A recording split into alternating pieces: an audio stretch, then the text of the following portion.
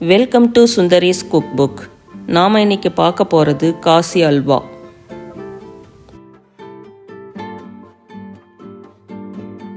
ஒரு medium size வெள்ளை பூசணிக்காவை எடுத்து ரெண்டாக கட் பண்ணி அதையும் ரெண்டாக கட் பண்ணி சின்ன சின்ன பீஸாக கட் பண்ணி வச்சுக்கோங்க.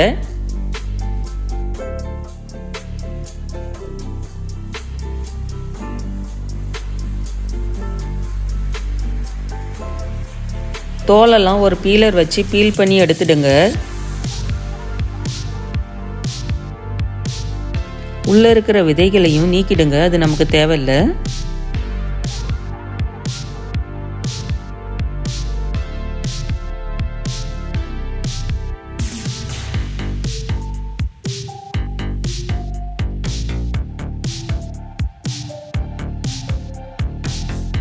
பம்கினை இந்த மாதிரி ரெண்டாக கட் பண்ணி வச்சுக்கோங்க. அதை ஒரு கிரேட்டரில் நல்லா துருவி எடுத்துக்கோங்க.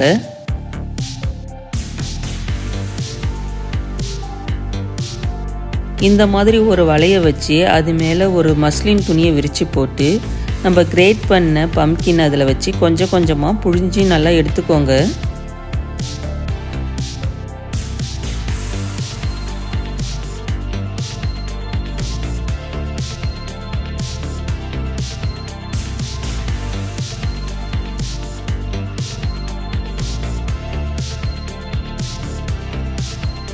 இப்போ எல்லா பம்கினும் நல்லா புழிஞ்சு எடுத்தாச்சு. தண்ணியை பார்த்திங்கன்னா ஒரு 3/4 கப்பு இருக்குது இதில்.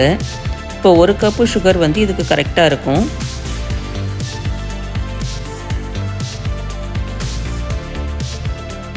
ஒரு கடாயில் நம்ம வடிகட்டின தண்ணி எல்லாத்தையும் ஊற்றி கொதிக்க விடுங்க.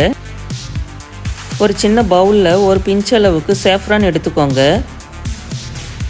தண்ணி கொதிக்க ஆரம்பித்ததும் கொஞ்சமாக தண்ணி எடுத்து சேஃப்ரானில் சேர்த்து நல்லா மிக்ஸ் பண்ணி வச்சுக்கோங்க.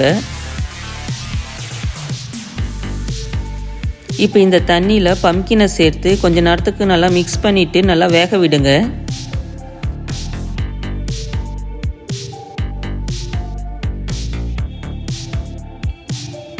நான் இந்த பம்கினை பெரிய சைஸ் உள்ள கிரேட்டரில் துருவி எடுத்துருக்கிறேன். உங்களுக்கு வேணும்னா சின்ன சைஸ் உள்ள கிரேட்டரில் கூட துருவி எடுத்துக்கோங்க.